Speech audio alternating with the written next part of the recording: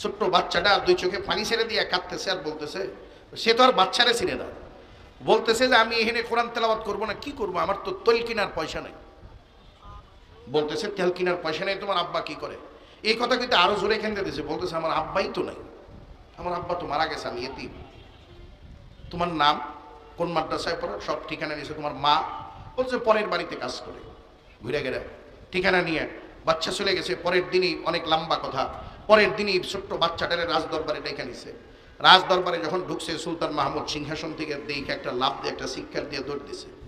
মন্ত্রী পরিষদ মনে করছে বাদশা কি পাগল হলো নাকি, ভাবটা পাগলের মতোই করছে। দৌড় দিয়ে ছোট্ট বাচ্চাটারে টান দিয়ে বুকে জড়ায় ধরে হাউ মাউ করে কান্না শুরু করে দিছে।